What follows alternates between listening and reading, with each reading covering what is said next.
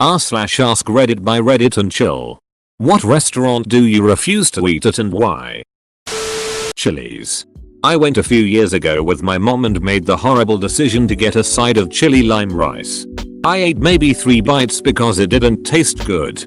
Those 3 bites didn't seem to get along well with my body at all. Unfortunately, Chili's was the first stop before hitting the store to do our weekly grocery shopping. At the store, I had to make a run for the bathroom twice. After we finally checked out, my mom made a suggestion that maybe I should make another stop there before we drove home since it would take at least 20 minutes. I declined even though my stomach was turning, thinking I could make it home and would rather use that toilet than a public one. Big mistake. About 5 minutes into the drive home, I realized that I needed to get to a toilet or I would ruin my mom's car forever. After telling her this, she tells me there's nowhere to stop yet since we were in a residential area. I ask if we can stop at a family friend's house which is close by, and she agrees. She tells me to give them a call so they can unlock the door and save me a few seconds. I explain to her that if I move to grab my phone from my pocket, her car interior would be ruined. The 5-minute drive there feels like forever and I'm clenching my ass for dear life.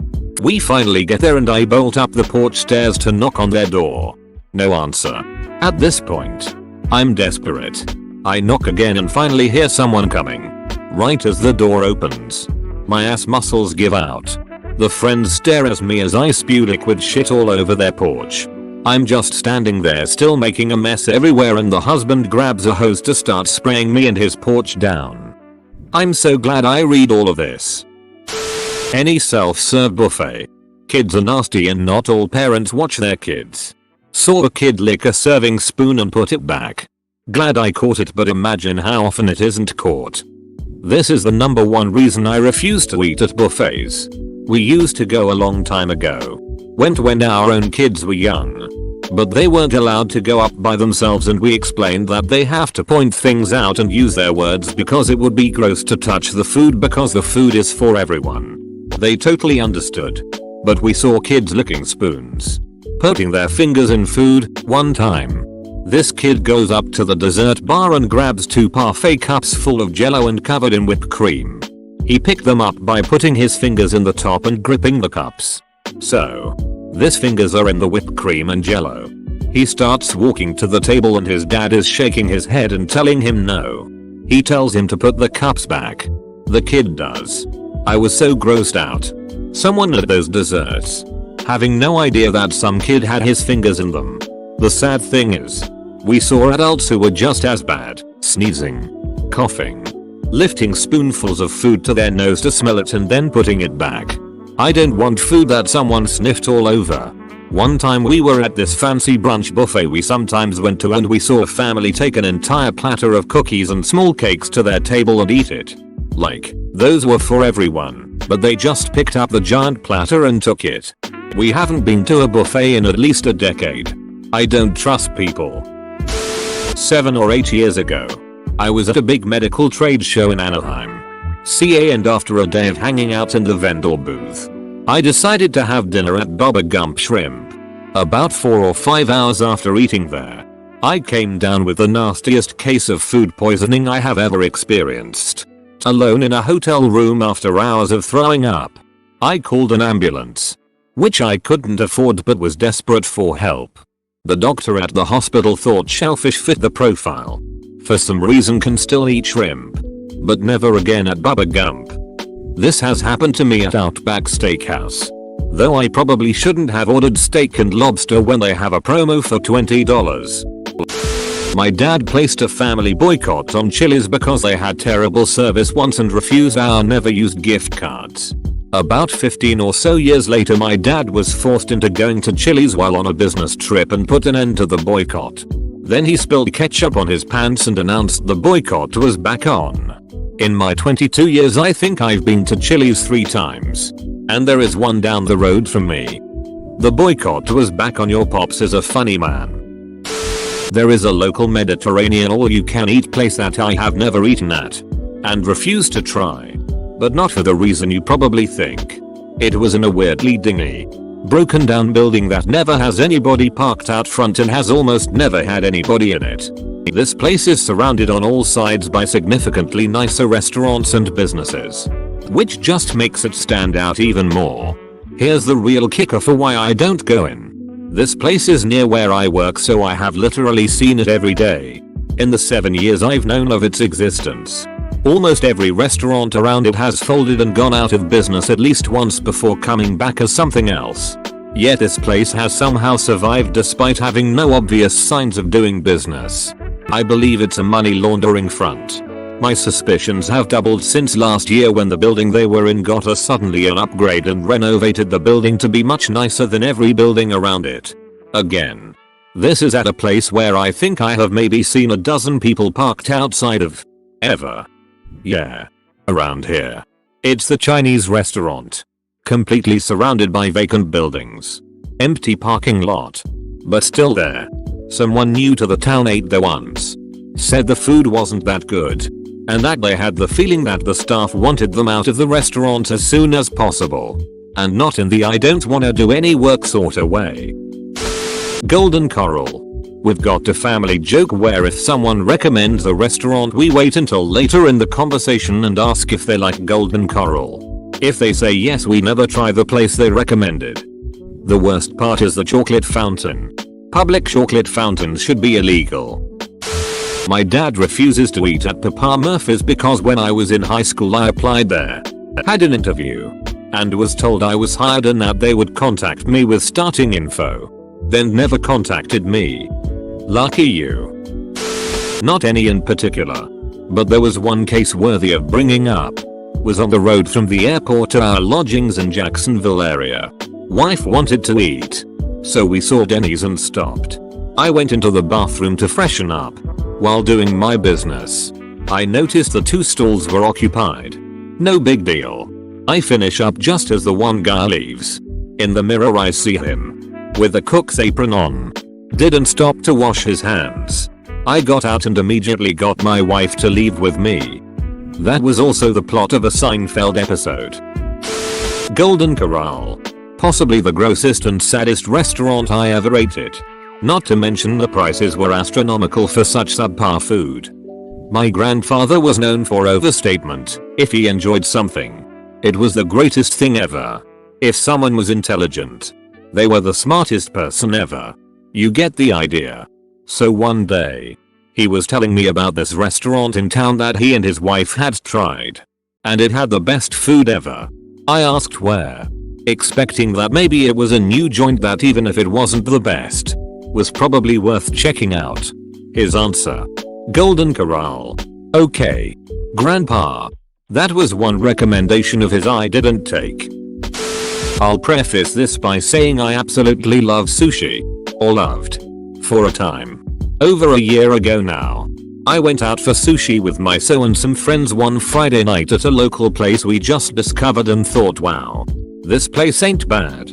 Might be a regular place to go to now. In the 12 hours that followed were the most harrowing my bowels had ever experienced. I was being punched out of my butt. Then proceeded to puke for about 20 minutes straight. Between this diarrhea-fueled anger my body was going through and the exorcist vomiting that followed, I had the maddest chills and could not stop shaking. Once the demon was expelled from me, my so went through the exact same thing. She knew what I had just gone through was exactly what she was going to go through. And her clock was ticking. So our Friday night was us both agonizingly punishing our toilet until daylight. And the rest of that weekend was spent eating nothing but crackers and toast and drinking water in our house coats. The friends we were with went through the exact same thing that weekend. So it wasn't a one-off or anything like that. Last I checked, the place is now closed. No doubt from other patrons going through what we all did. So yeah, that place. I still, to this day, cannot eat sushi. It sucks. This Nepalese family bought a pizza joint near my house and does both the old menu and sushi and Chinese food. The guy who owns it used to be the sushi roller at one of the better sushi spots in town. So I figured I'd give it a try. Now that it's his own place, he just doesn't care at all. I literally saw him roll a roll, set it aside to roll the next one, and have the whole thing roll off the cutting board into the trash. He fished it out, dusted it off, cut it up and put it in the takeout box, and sent it out. I decided to switch to a calzone. While I'm waiting, he goes to cook something with chicken. He seasons the chicken on one cutting board, sautés it, then puts it right back on the same bloody cutting board he seasoned it on to cut it up. In Canada, any national pizza chain if I can help it, ingredient quality just sucks balls when you need distribution like that. It's okay. You can say Boston Pizza out loud. Applebee's. My grandparents used to force our whole family to go there at every family get together. It's just overpriced TV dinners. Half the menu isn't even edible. A quesadilla burger makes no sense. You can't even hold it. Damn millennials. Why don't you eat at our shitty chain restaurants? I've told this before, but I'll do it again for shits and giggles. I will never eat at Arby's again. Once upon a time, at a Treasure Coast, Florida Arby's, I decide I'm hungry and snag myself a nice, messy barbecue sandwich. Every time I ate them, I always lamented how they'd be better with a slightly toasted bun. Well, I make my order, pay, sit down and take a bite. My fervorous hunger is rewarded by a resounding crunch. They toasted my bun while still chewing. I pull my burger away and look it over. There is not a slight bit of tanning in bun, and now that I hold it and analyze it, it doesn't feel remotely stiff like a toasted bun would. As I sat there, food still in my mouth, a wave of horror came over me and prompted me to uncap the bun. I saw the largest palmetto bug I'd seen in quite some time, or half of it at least. Now, I'm a good person. At least I feel I can be more often than not. But at that moment of mind duckery mixed in with a serving of disgust and a side of why me, I snapped. I rushed towards the cashier stations and winged the burger at the closest wall barrier I could see. Spat the food all over their floors and cussed them up one side and down the other. Never again. I started screeching loudly as I read palmetto bug. Tim Hortons. Every single time I went it was a letdown. The food quality has been declining for years and their coffee tastes like it's been pumped right out of the sewers. Also, they treat their employees like absolute shit, and their franchise owners have been known to throw childish tantrums over the slightest wage increases. As a Canadian, Tim Hortons used to be something to be happy about. Now it's a ducking national embarrassment. Most, not all I'd argue, food is cardboard crap. And the coffee is just disgusting. It's completely watered down and gives you stomach cramps or worse. For quick coffee, I switched to McDonald's, which is far superior and better in quality in every way. People sometimes question how McDonald's coffee is better when I tell them, but when they try it they agree it's way better. Red Lobster. Used to love it as a kid, and I was able to convince my husband to go for Shrimp Fest. We order all sorts of shrimp dishes, and when the food came out, we both laughed out loud. It was the worst looking shrimp I had ever seen. The popcorn shrimp was balls of breeding, with a shrimp the size of my pinky nail on a plate. That's it. 10 tiny fried balls on a plate. The shrimp scampi was melted butter with equally tiny shrimp floating in it. Nothing had any flavor at all. The waiter asked us if we wanted seconds of anything. We didn't even eat what we had. Never again. Subway. I know it's probably perfectly fine, but the lighting and the layout make it look so dirty and unhygienic. The kind of dull lighting with yellowing floors. P.S. I don't know where I found this. I believe it belongs to you/Hodo 12. AutoZone. It's not a restaurant, but duck them. Never eating there again. Any sandwich restaurants, shops. Subway at the top of the list. I used to work part-time at a convenience store that shared space with a Subway, and every shift they made rolls. Those stinky, rising, yeasty smelling, baking, nasty ass rolls. I just grew a hate for Subway since. Not to mention the amount of meats per sandwich is less than par. They have an awesome business and a dedicated crowd. But to each their own. Nando's. Ever since pretty much every local Asian takeaway started selling piri piri chickens, so many around now at half the price Nando's are. I've been well aware of the hype around Nando's, but until last year had never been. I went 3 times. Every time with friends. And every time found myself wondering what the duck everyone was going on about. It was bog standard chicken, lukewarm cheap mash, overcooked sweet corn, and for a surprisingly large amount of money given the portion sizes. I really don't understand the popularity. Ducking, like and subscribe.